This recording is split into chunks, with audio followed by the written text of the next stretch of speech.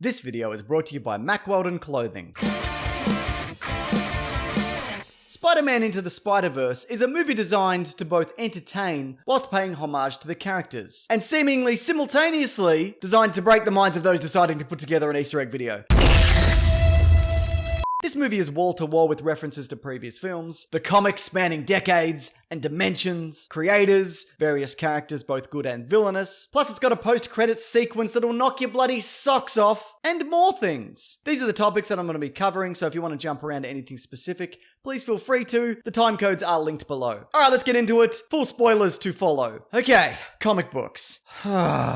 Traditional art styles that harken back to the early days of comics are used to create the very specific visual style for this world. So distinct that Sony are actually looking to patent it. This includes using Ben-Day dots, which was used to give the illusion of fully coloring a panel without the cost associated with that. A similar idea was also used with hatching, which ends up creating a shaded effect. We get thought panels for internal monologues, and comic book sounds being displayed on screen the same way they would in print, like with the traditional Spider-Man thwip. This movie at the start is said to be approved by the Comics Code Authority, which was a set of guidelines established in 1954 to ensure that nothing sinister made its way into them that might end up corrupting minds. Such rules included no comic magazine shall use the words horror or terror in its title, and policemen, judges, government officials, and respected institutions shall never be represented in a way as to create disrespect for established authority. It's not in use anymore because, well, frankly, it's nonsense. And it was also created in a panicked era where it was thought comic books would turn a child into a sexual and violent deviant. We see some classic Spider-Man covers in Miles Morales' room, including Amazing Fantasy 15 and Amazing Spider-Man 42. We get a glimpse at the Web of Life and Destiny, which is basically the visual representation of the Marvel multiverse. The universes we get are named as follows on Kingpin's multiverse machine. Miles' universe, the Ultimate Universe, is E1610, Peter B. Parker's is E616, Spider-Gwen's is E13, Penny Parker's is E14512, Spider-Man Noir's is E90214, and Spider-Ham's is E8311. That being said, none of the depictions of these universes strictly adhere to their comic counterparts, as there are some slight variations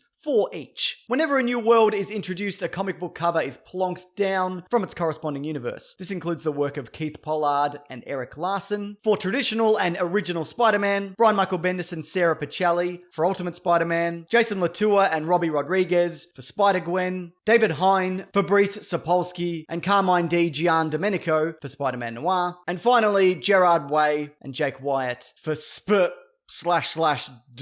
Japanese Spider-Man. Not the 70s one, the robot and the little girl one. We also get a nod to Steve Ditko, whose name is in Jefferson Davis's phone, and Brian Michael Bendis's, plus Sarah Pichelli's names are in Miles's. Spider-Man artist John Romita Sr. is hinted towards when Miles walks past a shop called Romita Ramen, and of course we get a Stan Lee cameo as a man selling Spider-Man memorabilia and merch, but we'll swing back around to him in a bit. We spend most of the time in this film in Miles' Ultimate Universe, and like the comics, this is where he makes his first appearance, and also the world where Peter Parker is brutally killed, albeit by the Green Goblin and not a man who looks like two fridges roped together. But like I said earlier, it's not totally the Ultimate Universe. The movie version of Peter Parker is blonde, for example, like Peter Parker's clone Ben Reilly from Earth 616. We also see the comic book True Life Tales of Spider-Man 186, which is a reimagining of the classic comic book The Amazing Spider-Man 186. There's also more specific references, like Miles being told by Peter B. Parker that he needs to clean his suit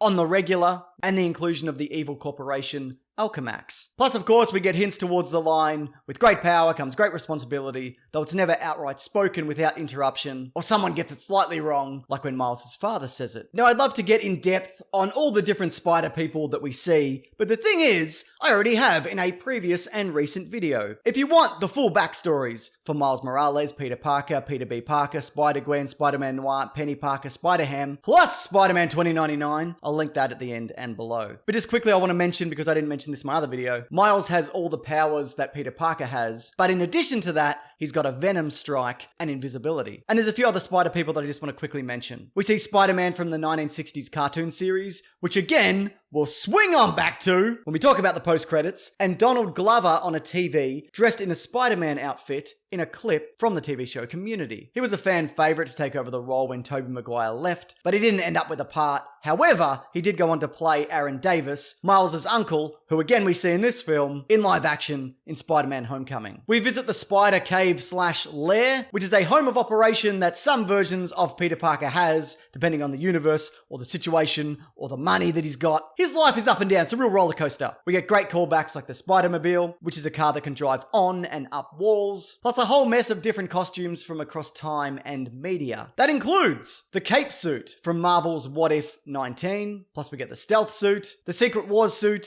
the White Spider suit from Spider-Man PS4, the Mark II Spider Armor from Amazing Spider-Man 656, and the Iron Spider from Civil War. Not the Civil War, the war, Civil War, the comic, but not the movie. That is a different suit again, as is the Iron suit from Avengers Infinity War. Okay, that's all the suits, or at least some of the suits. Some of the characters we get showing up include Gank Lee. Is that how you pronounce that? I'm not sure. A lot of elements of him were used to flesh out Ned Leeds from Homecoming. Plus we get a Mary Jane Watson, or a couple of them, a photo of Uncle Ben, and of course Aunt May. We also see Vanessa Fisk and Richard Fisk, wife and son of Wilson Fisk. But speaking of villains, so many! Well, 6 really, which isn't a coincidence considering the Sinister Six present themselves as this unparalleled set of rivals to thwart Spider-Man. Over the years, the team has varied in members, but this particular incarnation consists of Kingpin, the Prowler, Dr. Octopus, though a gender-swapped version. That being said, we catch glimpses of other versions of Doc Ock, such as just after Gwen Stacy is pulled through the portal, Scorpion, Tombstone, and the Green Goblin. But like the transformation Hulk Green Goblin from the Ultimate Comics, except normally that version is on fire or something, and I think he doesn't have wings.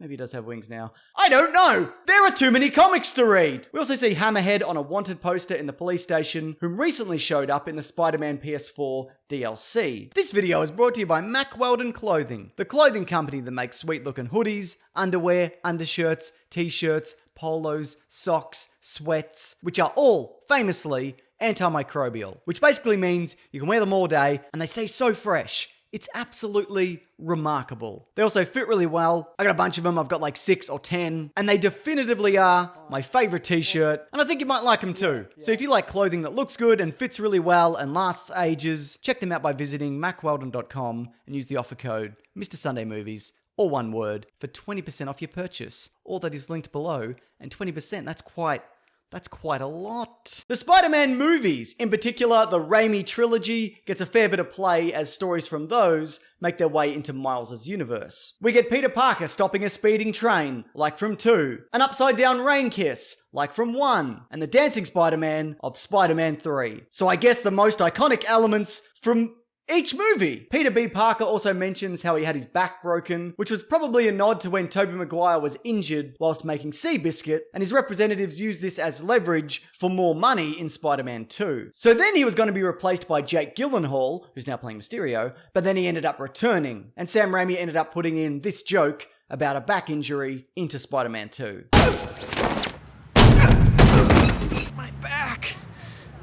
Oh, my back! Oh, and by the way, Tobey Maguire was paid $17.5 million plus 5% back end for his role in Spider-Man 2. Allegedly. But even if it's a quarter of that, I mean, holy hell! Music plays a big role in the film, incorporating new and old tracks from long ago. We get the classic 1960s theme, as well as a Christmas song that was actually sung so well and in earnest by Chris Pine, who plays the Peter Parker that was beaten to death, that they included it in full in the credits. We get a neon sign saying Perry Joe, a nod towards Joe Perry, who wrote the theme for Spider-Man the Animated Series in the 90s. He's also the lead guitarist for Aerosmith, with all of you no doubt recognizing his most iconic work, the 90s X-Men theme. Post Malone also contributed a new song called Sunflower, and as a cameo as a Brooklyn bystander. Other movies and TV shows and merchandise and such referred to include a bunch of stuff that parallels our own world. There's a poster in Times Square for From Dusk Till Dawn, which Edgar Wright briefly considered as a follow-up to Shaun of the Dead, but with vampires. There's a poster of John Mulaney, voice of Spider-Ham, and Nick Kroll's show Oh Hello, but instead it says Hi Hello. Seth Rogen is seen in an advertisement for something called Hold Your Horses? We see Clone College, presumably the follow-up we didn't see to Clone High. Plus there's Spider-Man merch galore, like in the form of Miles' first store-bought Spider-Man suit, plus Spidey-O cereal and a popsicle. And all of these things have been a real thing in one form or another. Miles' dad's number plate reads RFD 960. That license plate number is probably best known for appearing on detectives' cars from Law & Order. And the voice of Jefferson Davis coincidentally appeared in an episode of Law & Order Special Victims Unit. Or maybe there are no coincidences. Yeah, Mitch, who's editing this, please include some dramatic music for this dramatic reveal. I'll quickly say it again. Or maybe there are no coincidences.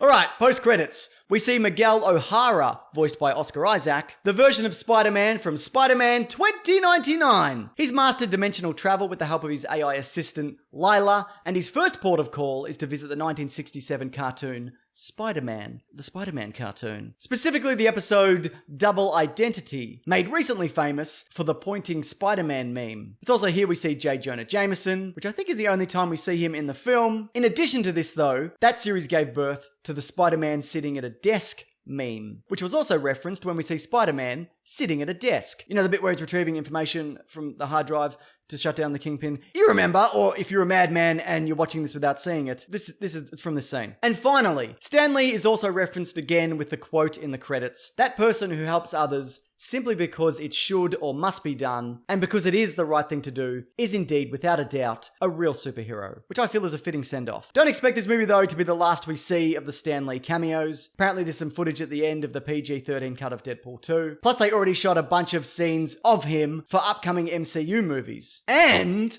they've taken a 3D scan of his head. Basically, Stan Lee is still going to be appearing in Marvel films long after the rest of us are dead and forgotten. And on that note, any other significant Easter eggs that I've missed? I'd love to hear about them. Or even a favourite reference or Spider-Person of yours. Can be obscure, can be obvious, whatever you want. I mean, that's what this video is. You know, because you got to put in the really obvious ones, even though people are like, that's hardly an Easter egg. But if I don't point it out, people are going to harass me all day and night on social media. And I can't have that. I'm quite fragile. Also, like I said, there's that Spider-Verse character video that's linked below and at the end. Plus a bunch of videos relating to Avengers Endgame, which you can also check out. Also, this Monday on my podcast, The Weekly Planet, where we talk movies and comics and TV shows, we're going to be talking Spider-Man Into the Spider-Verse in an extended review of sorts. Could be a good way to kick off your week if you want. That's linked below along with everything else. But thanks for watching this. I appreciate it.